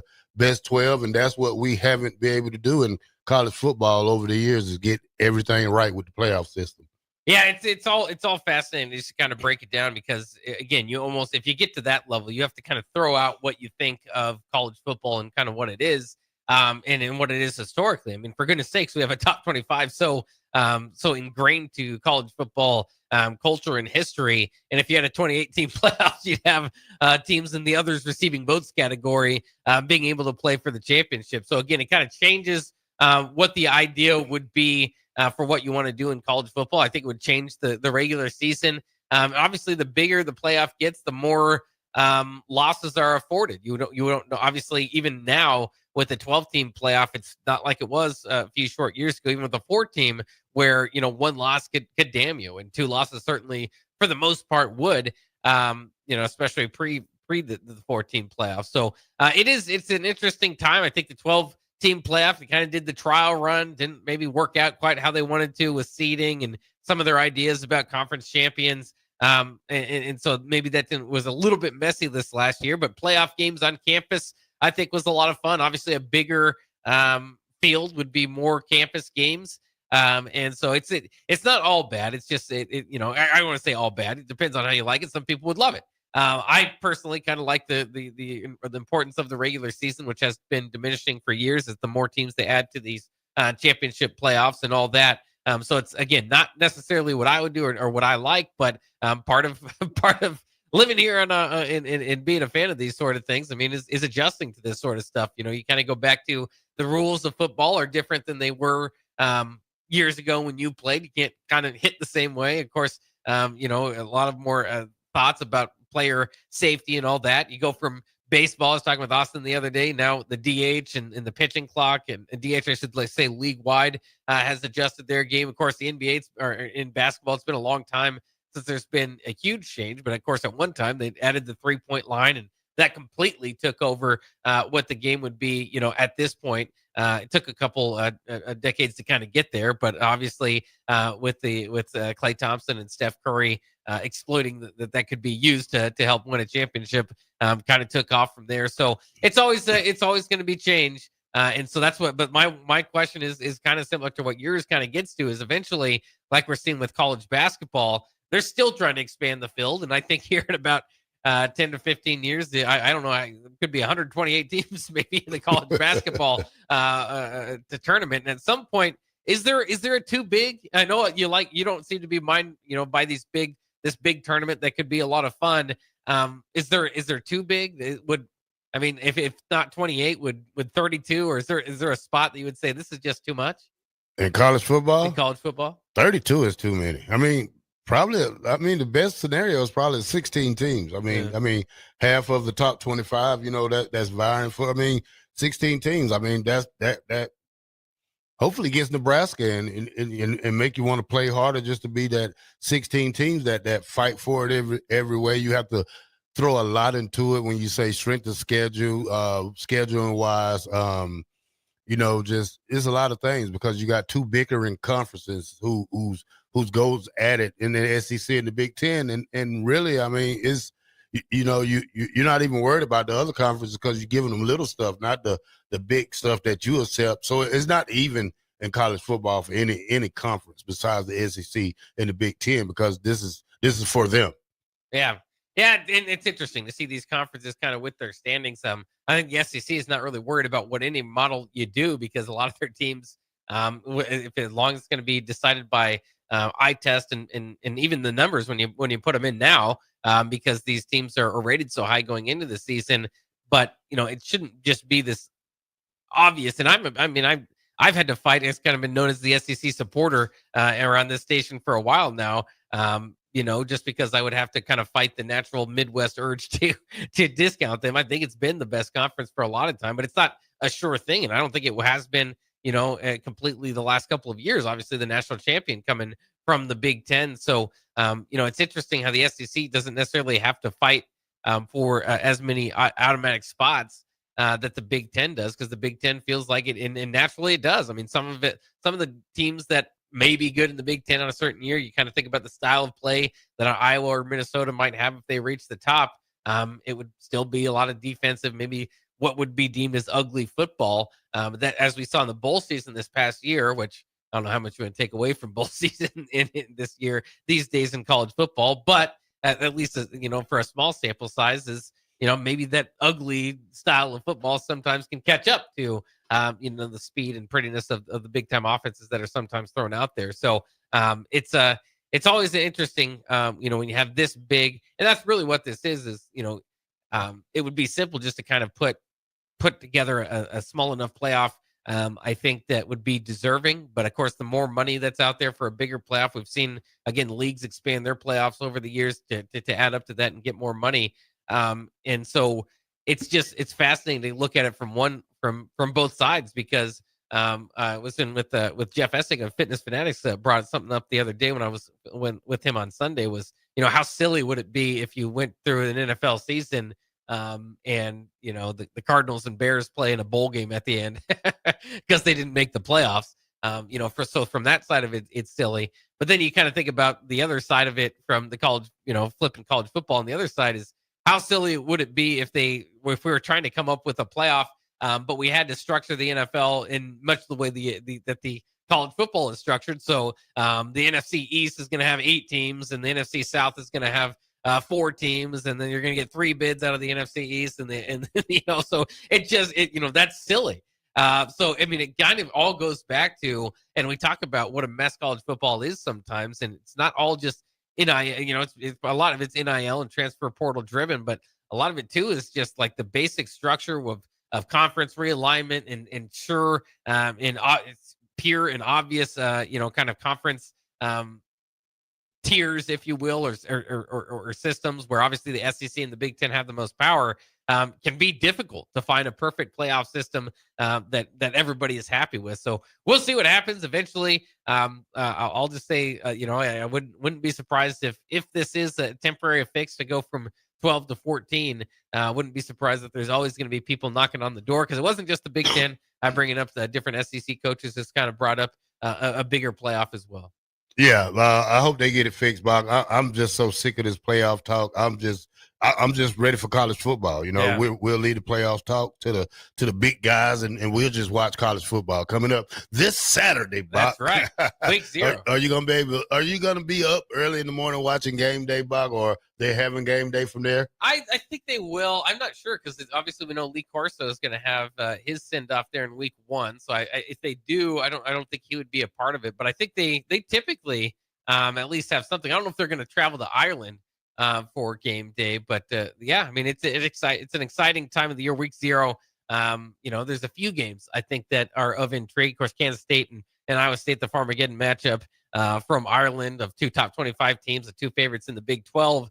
Is going to get a majority of the interest, but I'm specifically interested in Kansas taking on Fresno State because there's some interest there as well. Kansas opening up their stadium after playing last year in Kansas City. A lot of their home games reopening their stadium, and of course they've got if you're kind of following along between the last couple of weeks, they're going to have even more donations to kind of pretty that stadium up. But it's going to be the debut of that against Fresno State. And Kurt Warner's son, who is the starting quarterback there at Fresno State. So there's a few games I think that'll be interesting in week 0 as we just wait and count down the days to Nebraska. But as far as like you're saying, college football being back, it starts this Saturday, and how great of a feeling that is. One other question I want to get for you here was a lot of people were kind of thinking too with the Michigan punishment coming down. That was another discussion. A lot of people just kind of tired of talking about, just kind of want to see what happens. But some people were wondering why the NCAA did not vacate any Michigan wins. NCAA committee members said that it is twofold. There was no ineligible athlete competing. So that's usually when you're going to vacate wins more often than not, if there isn't somebody that's ineligible. And then the other reason they said is the NCAA took very quick action in alerting the Big Ten to the investigation, which resulted in Jim Harbaugh's in-season suspension. So Jim Harbaugh serving that suspension was kind of a big part of that too. Do you buy that, or would you like? I mean, I always think vacated wins are kind of silly to begin with because they happened on the field. We all remember. I mean, you can take them away from the history books, but they're still there. Would you have liked to see vacated wins be a part of the Michigan punishment? No, I really don't care about the punishment, Bob. I'm just glad it's over with. They're cheaters. We know this. I think they'll be very careful how they operate on the field. We get first shot at them this year in our hometown, in our backyard to give them that first Big Ten loss. So I'm looking forward to that game and see how well we match up against this Michigan team. Yeah, it's going to be a big game for Nebraska. As obviously, I mean, can really put Nebraska on the map. The Cincinnati win is big, or I shouldn't say win. Cincinnati game is obviously big to set the tone, and it kind of gets its own spotlight there on a Thursday night, which I love for Nebraska. Hasn't worked out with these week 0 games over the past, but I love that Nebraska is continuing to find a spot among the openers and kind of highlighting their game going into week 0 or week 1, right, of the last several years. So I thought that's been fantastic. And then again, I think Cincinnati could be a tone setter. Obviously, you lose that game. There's kind of a different thought to what the season might be, or at least the timeline for when it might get there. But that Michigan game could really put Nebraska on the map. And that's what I always kind of say. There are certain games that even the Iowa, Wisconsin, Minnesota games, and of course, Wisconsin's not on the schedule this year, but those games I think are a lot regionally. They're big in Big Ten circles. They're certainly big here in Nebraska. But if you want to make national implications, you want to get that kind of the college game day crowd, like you were saying earlier, talk about, the Michigan game and the Penn State game are going to be the most important on the schedule this year for Nebraska. Buck, I was looking at your boy, Joe Clack. He's a Nebraska lover. He is. He came out with his pre-playoff picks for this year. Guess what? Nebraska wasn't in it, Buck. They weren't. There wasn't. There wasn't. That surprises me. Yeah, it surprises me too. He left us out on his. I don't want to go in detail on it, but here's the thing: what I'm seeing a lot, Bob. I'm seeing a lot of people on Twitter, Facebook, X. They talk about Nebraska. If we have a playoff game, let's just play the season. Let's not drink the Kool-Aid. I mean, I'm a Kool-Aid drinker, but got to put sugar in it for me, Bach, and we're not even to that part where the Kool-Aid has sugar in it. But I'm just hoping Nebraska plays this season. Don't get overconfident and think that you're going to win the game just by running out on the field. So I'm hoping that the offense is going to be really good this year. Not saying that the defense is not, but defense has to catch on more quicker than the offense. In-game strategy is a lot different when you play teams like Cincinnati, which I got a clip of. Do you have that clip, Bob? Yeah, we do. Let's hear that clip, Bob. All right, one second. Let me run it down here because I do have it in here. There it is. This is Cincinnati coach Scott Satterfield. Little practice update for the Cincinnati Bearcats. I mean, I thought today was sloppy. Wasn't pleased with the day. Guys making mistakes and some pre-snap penalties and some just sloppy play. I mean, just overall. So I'm not pleased with that. We're going to get back in here this afternoon. We're going to meet. We're going to watch it. Guys going to get a couple of days off, and then we got to get back at it Monday. But yeah, we got a lot of work to do. Certainly glad we're not playing this week. We've got next week to get ready, and then of course game week's end of next week. So a lot of work we got to do. All right, Bob. That's an update on Cincinnati head coach talking about his team. Could have been talking for the camera, Bob. He could have.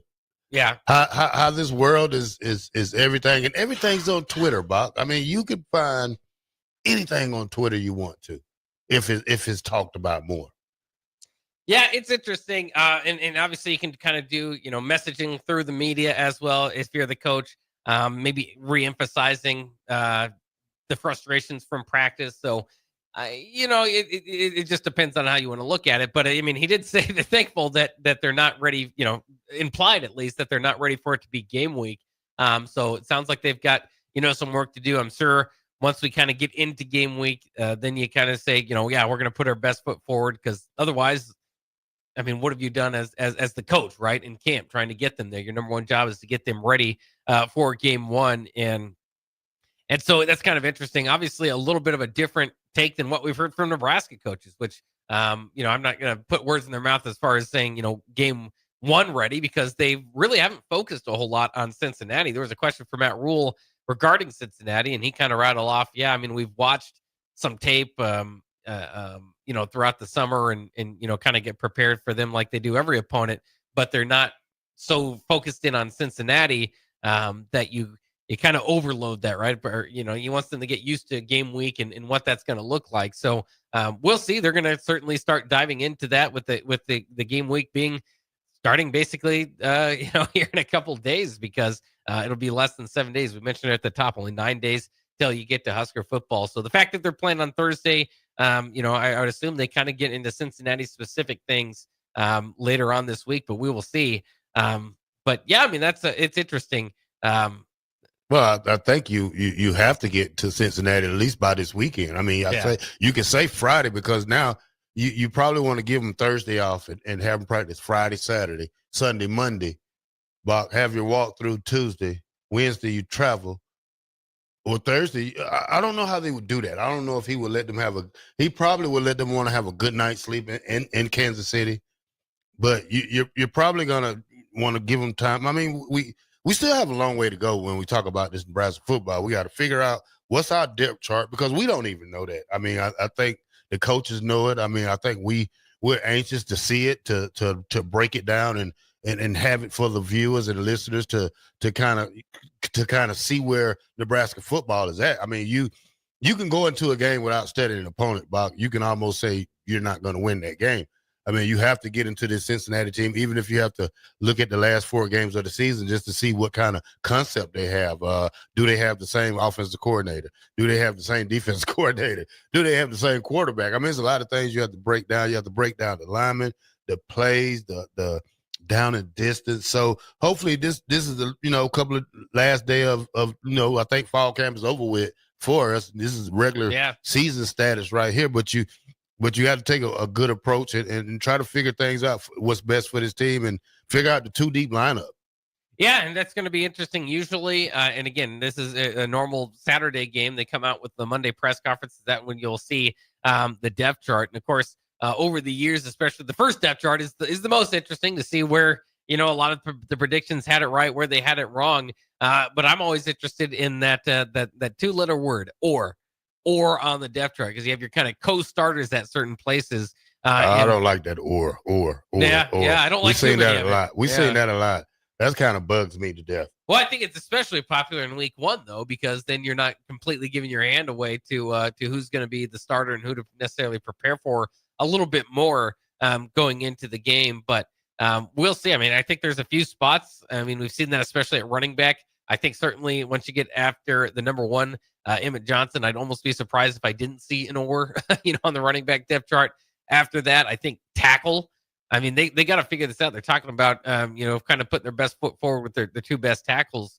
But we'll see. Maybe that could be a spot where you see an or, maybe that third wide receiver. Of course, you get to the, the other side of the ball, and maybe you can see that on the defensive line or at linebacker and defensive back. Heck, maybe we see that at kicker. Maybe the kicker battle goes into game one. But yeah, I'm not a big fan of it either because it doesn't give us as much clarity, but it does let you know, where, and they're going to do a lot of rotation, one way or the other. And they talked about how the depth is going to be important. That was kind of the big takeaway from Matt Rule's press conference on Saturday, was that he was pretty impressed with the number ones and kind of how things were going. But he said this season is going to rely heavily and depend on the twos and threes. He wants to play, them to play up to the fact that they could be basically number ones, play to that level. And, penalties, stuff like that kind of got in the way for the scrimmage in the practices here, at least on Saturday. So we'll see. But I do expect some more on the depth chart. I'm sorry, Terrell. I know you say you don't like it. I don't like it either, but yeah, it is what bring out the depth chart. Let's see the thing. Let's see what we got. Let's see if we can break it down, Bock. We need it bad. Matt Rule, drop it. Keith Mann, drop it. So we'll have to see. All right, Bock, let's go to break. And when we come back, more back at Bock in the Black Shirt here on 93.7 The Ticket.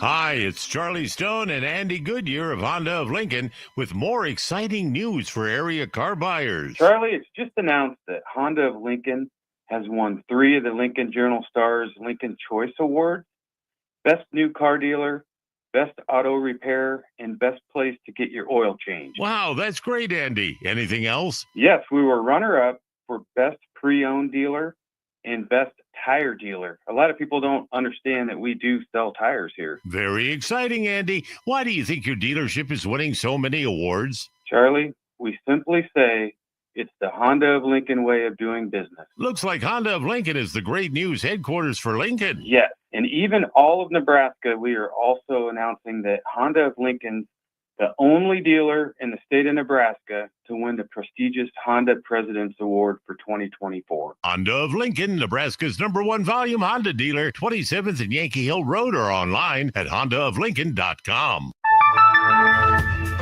If one of the things running through your mind as a business owner is the recurring worry of possible cyber attacks, you can let out a sigh of relief. Hamilton Business Technologies has you covered. As the official business IT partner of the Huskers, we offer real-time threat monitoring, advanced security protocols, and more to keep your data safe from harm. We care about the success of Nebraska businesses and communities like yours. Learn how we can help you at hamiltonisbusiness.com.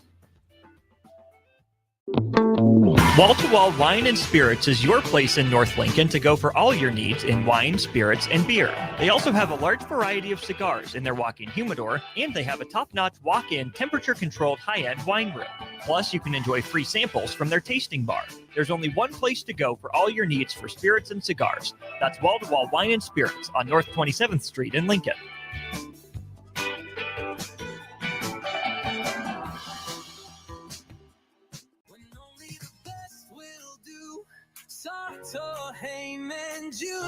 Rick Heyman here from Sartor Heyman Jewelers.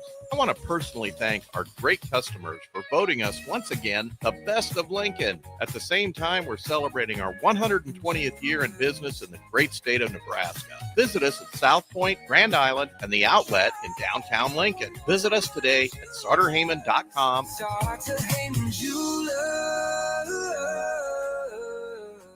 Ticket listeners know a dream team when they see one. At Applied Connective, we've been in the game for 20 years and have developed a team of world-class leaders in all things IT, from cybersecurity and Microsoft products to physical security, audio-video, infrastructure, business phone systems, and anything in between. We'll help you leverage technology to become your most secure, efficient, and profitable. Head to our website to check out real reviews and testimonials and sign up for a free tech consultation. We can show you where you might be vulnerable, inefficient, or overspending. It's a game changer, and it's totally free. Claim yours right now at appliedconnective.com. Big news, Nebraska. Love Omaha is now Love Nebraska. This is more than just a new name. It's a tribute to what Nebraska represents in the world of volleyball. It's still the same team with the same mission, led by players you know and love. Now backed by a new ownership group led by Jordan Larson. As Love Nebraska, they're entering an exciting new chapter, pushing for a championship title in 2026 and building new opportunities for the next generation of players across the state. They want you with them. Let's show the world how Nebraska plays volleyball. Join the movement at lovneb.com and sign up to become a Love Nebraska Insider today. Link to Literacy's third annual Wordstock event will be at Antelope Park on Saturday, August 23rd from 10 a.m. to 1 p.m. It's a community book swap festival with fun for the entire family and for all ages. Enjoy food trucks, kids' activities, a reading corner with celebrity narrators, including Brian Helton, President and CEO, Director of Parks and Recreation, UNL athletes, and more. And of course, free books for all kids and adults. Go to linktoliteracy.org to get the full story and then make your plans to attend Wordstock. Ready to score big with your projects? Look no further than Edward Stone, the MVP of natural stone for over 2 decades. Edward Stone is cranking out over 30,000 square feet every week and offers a winning lineup of over 70 quality natural veneer stone selections. Their unbeatable variety and experienced team will ensure your project is a success, whether it's a home renovation or a commercial build. And hey, they're not just about stone. They've got an all-star lineup of fireplaces, cast stone, brick, and much more. Swing by one of their locations in Lincoln or Omaha today and experience the Edward Stone difference, your reliable choice for over 20 years. Empire Netting and Fence delivers top quality netting and fence solutions. From major sports venues to backyard installs and everything in between, coast to coast. We take on tough jobs with grit, integrity, and a strong commitment to safety. Empire is growing, and we're hiring motivated people ready to grow with us. We build each other up, and we're building something big. Think you've got what it takes? Apply now at empire-fence.com.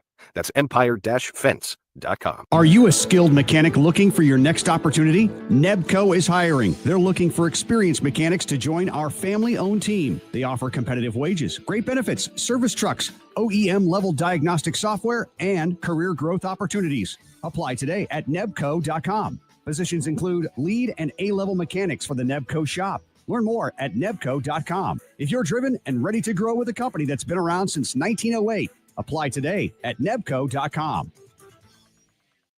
93.7 The Ticket is your home for every Kansas City Royals baseball game. Bobby Witt Jr., Salvador Perez, Vinny Pasquantino, and the rest of the Royals attempt to make the postseason for the second season in a row. And you can hear all the action on 93.7 The Ticket and theticketfm.com. Your home for Kansas City Royals baseball.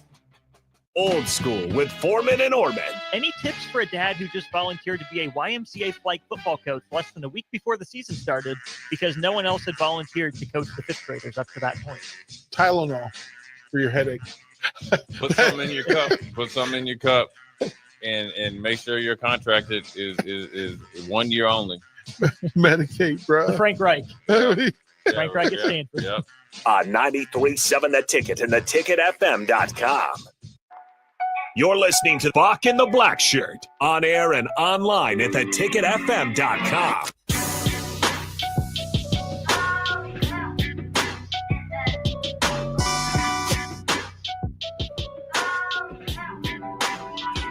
All right, welcome back to Bock and the Blackshirt here on 93.7 The Ticket. We are powered by Bauer Infrastructure, Bauer Underground, Barrett Excavating. All right, less than 9 days to Husker football, 4 days to college football kicks off in week 0. What we are happy about now, Bock, this is like the best a man has ever felt in the month of August, September, October, November, December, January, February, then the cycle starts all over again, Bach. That's right, it does. All right, Bach, what you got for us? I got some interesting stories out of the sports world. Kind of interesting as we kind of get to some of the starters being named across college football. Again, go into some starters here. Notre Dame has named C.J. Carr, redshirt freshman, as their starting quarterback. What makes this one interesting? He's the grandson of Lloyd Carr, of course, national championship winning coach at Michigan. So, of course, a rivalry there. But now we see C.J. Carr get the starting nod at Notre Dame. Another starter that was named recently, BYU is naming Bear Bachmeier as the starting quarterback. This will be particularly interesting. He's the first true freshman in school history to start an opener for BYU. Remember, the Cougars are expected to be one of the favorites in the Big 12 this year, but they lost their starting quarterback right before, just within the last couple of months. What also makes this interesting, I know you don't like this, Bear Bachmeier will wear number 47. Oh, my God. As the starting quarterback there for BYU. Of course, like I said, Jake Retzlaff transferred to Tulane, was expected to start for the team, but was going to have a big suspension here for violating the school's honor code. Bachmeier will also be throwing, Bear Bachmeier that is, will be throwing to his brother Tiger Bachmeier. So from Bear to Tiger, Tiger is a junior wide receiver who transferred to BYU from Stanford. If the Bachmeier name sounds familiar as well, his brother Hank played for Boise State, and then I think even against Nebraska at Louisiana Tech just a few years ago before finishing up his career at Wake Forest. Wolf and Bear. No, it's so Bear. don't tell me. Bear and Wolf. Bear and Tiger. There's no Bear wolf. and Tiger. Yeah, they there's probably no got wolf. a little brother named Wolf. There might be a wolf eventually. Yeah. Oh, that's then you have one brother named Hank out of all that. You, That's right. You go Hank, Bear, and Tiger. So I think it went Hank, Tiger, and Bear because Tiger's a little bit earlier. Hank, Tiger, Bear. That's that. I think Hank feels left out. Yeah, he should have been Wolf. Yeah. Yeah, so that's one of the things we could talk about. All right, Bach, what else you got? Well, and then again, I know you didn't like the number 47. Now, the 47 is ridiculous, especially at quarterback when you have guys that I think Denard Robinson from Michigan. So it's Devin Gardner that wore 98 right after Robinson. Yeah. Okay, yeah. He did.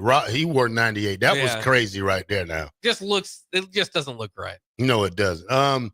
Devin Brown from Ohio State, who transferred to, what was that, Cal? I think he's at Cal, yeah. Yeah, he lost the starting. Well, he didn't get it. I mean, obviously got beat out. Yeah. By what? True freshman? Was that a true freshman? I think it is a true freshman. True freshman from Cal, who's from Hawaii. Yeah, I would try to say the name, but it's a particularly tough one. So I'm going to let the national guys screw that up before I do. But that's some fun news coming out of college football. One other note that I wanted to bring up: Oklahoma is offering a chance for fans to attend post-game news conferences. So the press conferences right after the game, but it won't be cheap. It's one of the Sooner Magic Memories offerings the program has created to give fans greater access this season. The cost for two people to sit in on the media session after the Oklahoma-Michigan game, for example, is priced out right now at $692. For the SEC home opener against Auburn, it's $576. They've got other offerings that include pregame photos on the 50-yard line, a high five during the tunnel walk, and game ball delivery, halftime field access. And I believe you even said maybe even riding the Sooner Schooner. So there's some interesting ways, of course, in the NIL era to kind of get some folks in there. Now, I've been to many a post-game press conference over the years. I knew, and it was cool. Obviously, going to school, that's one of the things you look forward to in broadcasting school. But I did not know that I was sitting in on something that was worth, $350. Yeah. Well, I think the way Nebraska can really do, I'm going to throw this out on a limb right here, Bach, because this is going to be, somebody's going to copy this. I guarantee you. Now, $10,000, Bach, will get you access into the locker room before the game. Okay. No, not even that access, but you pay $10,000, Bach, and you give the team the Husker prayer. What do you think about that, Bach? Yeah. Hey, look, Bach. $10,000. That's a big one. You come in the locker room, say the Husker prayer with them, and then you leave. That's it. $10,000. Somebody would do it, Bob. You're probably not wrong, but that does seem to be highly priced. I don't know how much the team would like that. You almost got to like. Well, it's these NIL. guys. I mean, it's helping the team out. I mean, good God. I mean, what else do you want? You want somebody to run around? Are you gonna now? Here's the spooky part, because I think when you said they wanted to ride in the chair, I mean in the Boomer Sooner before the game, I thought it was like right before the like when they come out and do it with the team. Do you get fans to ride in that? That's money wise, but you have to sign a clause because. You that remember, thing tips over. Yeah, that thing tipped over quite a few times Yeah. when we seen it. But at the same time, you offer fans a chance to give the. I mean, maybe you could do it for $50,000. Somebody would pay $50,000. Somebody probably would go in there and say the Husker prayer, lead them in the Husker prayer, and then walk straight out. Then they can have their own little captains go after that. It's just a Husker prayer. So many traditions been broke around here, Bock, that I don't think it would hurt. I don't think it would necessarily hurt either. Maybe we'll see Nebraska jump on board and eventually get into some of this stuff. I thought that was particularly interesting. A post-game press conference that is costing more than the tickets to the seats, but I suppose that's fair too. I mean, tickets to the game is you got 100,000 or 80,000, whatever it might be, people that can get in on the game, and obviously you don't have that much seating at the post-game press conference. So. If you're a Sooner, I think you would hope too that you're coming off a win. I think that would be a little bit more exciting than coming off a loss to Michigan. I got a good question, Bock, on YouTube. Okay. Bada Bing said, Farley, as a former player, when would you want to send the team down to Kansas City?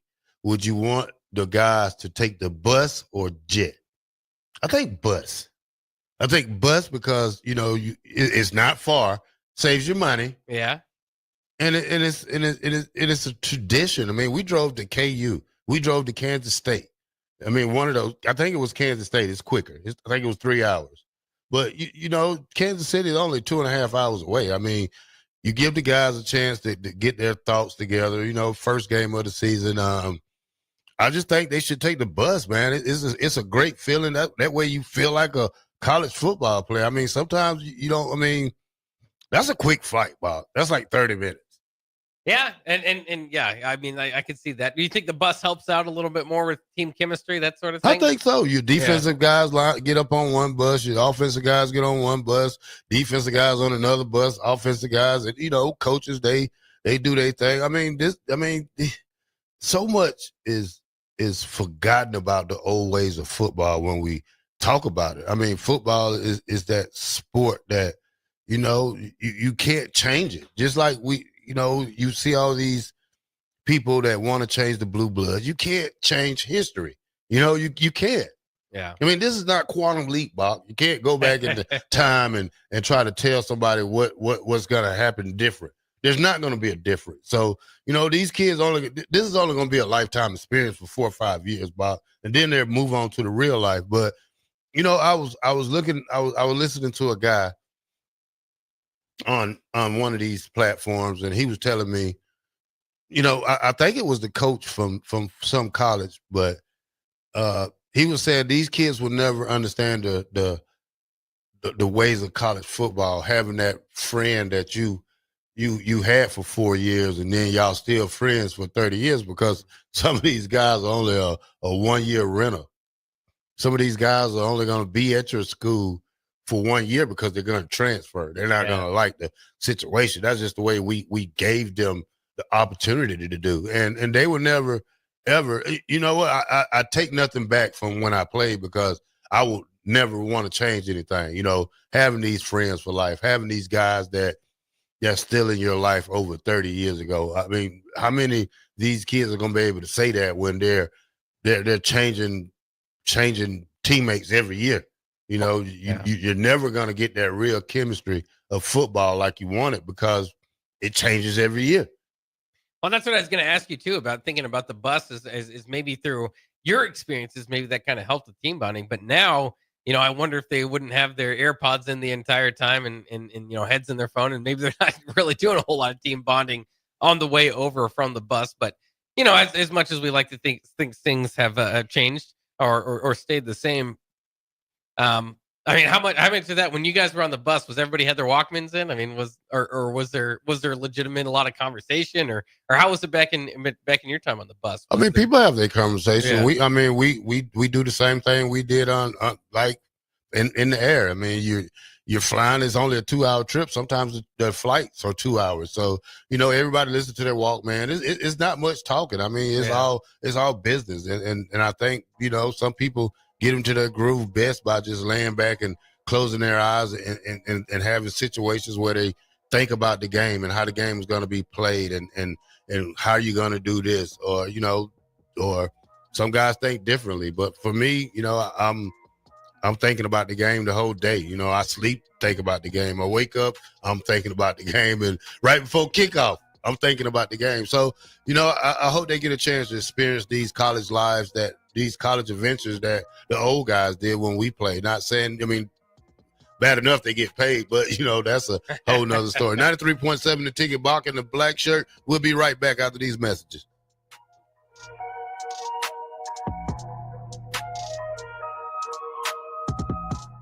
Feeling off lately? Struggling with your mental well-being can make everyday life harder, and it can also increase the risk of substance use. Early support can make a big difference.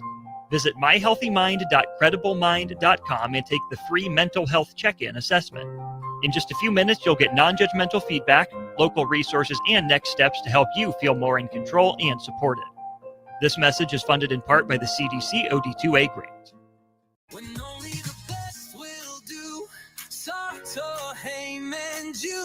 Rick Heyman here from Starter Heyman Jewelers. I want to personally thank our great customers for voting us once again the best of Lincoln. At the same time, we're celebrating our 120th year in business in the great state of Nebraska. Visit us at South Point, Grand Island, and the Outlet in downtown Lincoln. Visit us today at starterheyman.com. Starter Heyman Jewelers. Big news, Nebraska. Love Omaha is now Love Nebraska. This is more than just a new name. It's a tribute to what Nebraska represents in the world of volleyball. It's still the same team with the same mission, led by players you know and love. Now backed by a new ownership group led by Jordan Larson. As Love Nebraska, they're entering an exciting new chapter, pushing for a championship title in 2026 and building new opportunities for the next generation of players across the state. They want you with them. Let's show the world how Nebraska plays volleyball. Join the movement at lovebneb.com and sign up to become a Love Nebraska Insider today. Are you a skilled mechanic looking for your next opportunity? Nebco is hiring. They're looking for experienced mechanics to join our family-owned team. They offer competitive wages, great benefits, service trucks, OEM-level diagnostic software, and career growth opportunities. Apply today at nebco.com. Positions include lead and A-level mechanics for the Nebco shop. Learn more at nebco.com. If you're driven and ready to grow with a company that's been around since 1908, apply today at nebco.com. 93.7 The Ticket, Fox, KFXL weather. Sponsored by John Henry's Plumbing, Heating, and Air Conditioning. Your Lincoln forecast for today, patchy fog possible this morning. Otherwise, we'll see mainly sunny skies and light winds. High near 91. Tonight, mainly clear skies with a low around 70. And tomorrow, patchy fog again in the morning. A slight chance of rain in the afternoon. Otherwise, mainly sunny skies with a high near 89. I'm meteorologist Kyle Fletcher from 93.7 The Ticket and theticketfm.com. 93.7 The Ticket is your home for every Kansas City Royals baseball game. Bobby Witt Jr., Salvador Perez, Vinny Pasquantino, and the rest of the Royals attempt to make the postseason for the second season in a row. And you can hear all the action on 93.7 The Ticket and theticketfm.com. Your home for Kansas City Royals baseball. Since 1983, Fast Mike's Roll-Offs has been an trusted and reliable company in Lincoln and the surrounding areas. Fast Mike's handles all sides of construction projects, home renovations, or big cleanouts. With the perfect size dumpster to fit your needs, Fast Mike's Roll-Offs will haul it all. With same-day delivery in Lincoln, affordable rates, and top-notch service, Fast Mike's Roll-Offs make cleanup quick and easy. Call now at 402-450-6828 or visit us online at fastmikesrolloff.com. Book your dumpster today. Fast Mike's Roll-Off, cleanup made simple. Ready to score big with your projects? Look no further than Edward Stone, the MVP of natural stone for over 2 decades. Edward Stone is cranking out over 30,000 square feet every week and offers a winning lineup of over 70 quality natural veneer stone selections. Their unbeatable variety and experienced team will ensure your project is a success, whether it's a home renovation or a commercial build. And hey, they're not just about stone. They've got an all-star lineup of fireplaces, cast stone, brick, and much more. Swing by one of their locations in Lincoln or Omaha today and experience the Edward Stone difference, your reliable choice for over 20 years. Need a tractor that works as hard as you do? Whether you're baling hay or feeding cattle, a John Deere 6M or 6R from Landmark Implement is built to handle it all. And right now, you can get 0% fixed rate financing for up to 72 months on new in-stock models. That's 6 years with 0 interest on the tractor your operation depends on. Hurry into your local Landmark Implement or visit landmarkimp.com and experience the Landmark difference. We interrupt this commercial break for an important story. There once was a man from Nebraska who went searching for food in Alaska. When his stomach was rumbling while laying in bed, he could think of only one option, Fuhrer's cheese spread. So he left at once and drove day and night to return back home for cheese spread delight. Now his stomach is full and the voice in his head tells him no more vacations without Fuhrer's cheese spread. Find yours today at most local grocers. Are you looking for an exciting new way to put your skills to work? Explore new career options in the fintech industry at Currency, a Sandhills global company. We offer full-time positions in financial sales, compliance, operations, and other fields. We also offer a 4.5-day work week, an attractive benefits package, and opportunities for advancement. Put your motivation to work and grow with us at Currency. Visit gocurrency.com/careers to learn more. You're listening to Bock the Blackshirt on air and online at theticketfm.com.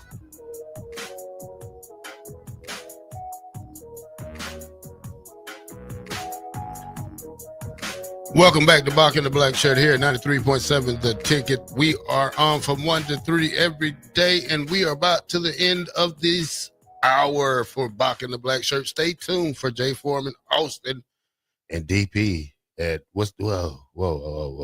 I forgot. Oh, yeah. Not happy hour. That's Old school. Yeah. Old Jay Foreman. I gotta ask Jay Foreman, which Jay Foreman, because Jay wore two numbers.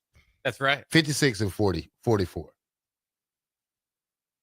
If I told him he could only pick one, which one would you think he picks, Bob? I don't know. I was envisioning him in 56. Isn't that what he finished with? No, 44. Oh, so he finished 56 was his first 2 years, I think. Okay.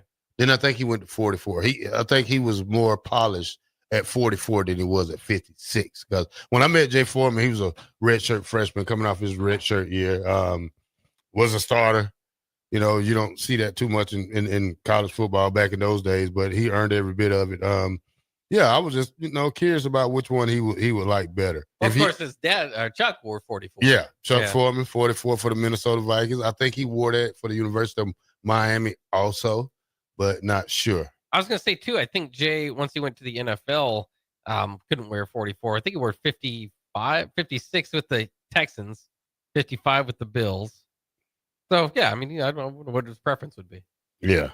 Well, I got number 43 at the Packers, but, that didn't last long when I was there. So, I was able to get my number, though, but wasn't able to stay there long enough. Yeah. Well, man, at least he got one. That's cooler than most people can say. Got a jersey number from the Packers. That's pretty cool. All right, Bock, how excited are you, Bock? You're getting each day we go to sleep and wake up, we realize that we're a day faster to college football. Yeah, absolutely. I'm excited. Again, this is one of my favorite weeks of the year. It's almost like the college football nerds have to specifically care about week 0 or know that it's coming. A lot of people might go over their head if their team's not in action. But again, a top 25 matchup to start in week 0 among 2 of the Big 12 favorites and 2 of the old Big 8, Big 12 rivals from Nebraska. So teams and programs that I keep a close eye on. It's going to be fantastic. And we can kind of get through. It's good. Preseason football, it's something. At least there's some hitting out there. High school footballs we saw with Dayton Raiola, kind of cool to kind of see different high schools and what they've got going on around the country. But nothing can replace my love for college football, and that is Husker football and all. I always say that there are some people like the Huskers, and the NFL is their favorite sport. But for me, it's always been Huskers and college football as a combination. And I hope the Huskers, I always say this, I hope the Huskers can get really good again someday so that I think there's more of an awareness and more of an interest in college football as a whole if the Huskers are winning, of course, at least here locally. Yeah, man. Julian Sayans named the starting quarterback for Ohio State. Quentin Joyner, Texas Tech running back, tears his ACL, will miss the remainder of the year. It's a lot. I think this time of year you're through camp. Now you try to rest the guys and give them a chance to rest their bodies. But college football comes up right so quick that you don't really have a chance to take that break. Yeah, it's interesting. And I did want to ask you this before we get out. It was Led Orgeron, Eddie O, let it be known that he is interested in returning to coaching again after a 4-year retirement. He says, I think it's time. I'm getting the itch again. If you're a program, would you be interested in Ed Orgeron? Of course, had some trouble there as he left LSU, so he kind of put all that stuff aside. But the other thing, the interesting part is, I had some success there, obviously at LSU with the national champion and maybe one of the best teams of all time in 2019. But then followed that up, as we know, Bo Pelini went back to be the defensive coordinator. That didn't last long. His final 2 years, they were 500, playing 500 ball in LSU, which obviously is well below the standard. Would you be interested if your favorite college football team had an opening in Ed Orgeron returning to college football? No, I wouldn't say my favorite team, Bob, but he's deserving of another chance of college football, like every other coach is. Don't know whether he fits anywhere else besides the SEC. That's the question I'm going to say with that one. Probably if Mississippi State opened up, or a Vandy, or even a Kentucky. I mean, you probably consider Auburn. Yeah. I mean, he's a great coach. Probably, if he does, we probably lose a guy like Bill Bush. Mickey Joseph. Would he be? Get the band back together once again. You're talking about one of the greatest recruiters in college football, and Mickey Joseph, who also has his hands full when he travels to Ohio State the second game of the season. Yes, he will. You got to think about that. Could that put Mickey want to go back to being an assistant coach? So, we say a lot when college football happens, but until game day when the final score ends up, then you see the true value of a coach. Yeah, that one. He'd even come on these airwaves and stated, they're kind of there for the paycheck. That's going to be a tough uphill battle, but as we know in those games, if you can kind of stick around, kind of meander around within 14 points, the ball might bounce your way here and there, and maybe you can make a game out of it. That's a lie. Yeah, we'll see, Buck. I'll be turning that game off by halftime, or probably the first quarter. You never know. Those uniforms look good, though. Grambling State came out with their uniforms they showed off this year. I always liked their color scheme, so at least they'll look good doing it. Florida came back with their alternate jerseys, and they're ugly. Just like I seen. If you haven't seen my post on Facebook, go check out the corn alternate jerseys. Corn inspired, yeah. Yeah, the corn version of Nebraska. A lot of people don't like it, but it was for all jokes. It's not trying to tell the school what to wear, because the fellas, they pick their own stuff. Just like I said earlier in the week, it don't matter what you wear when you play, long as you play the game to win. 93.7 The Ticket. Bock the Blackshirt. We'll see you Wednesday, tomorrow, here at Window World Wednesday with two-time national champion Todd Euler. Are you ready for a new opportunity? Check out Sandhills Global.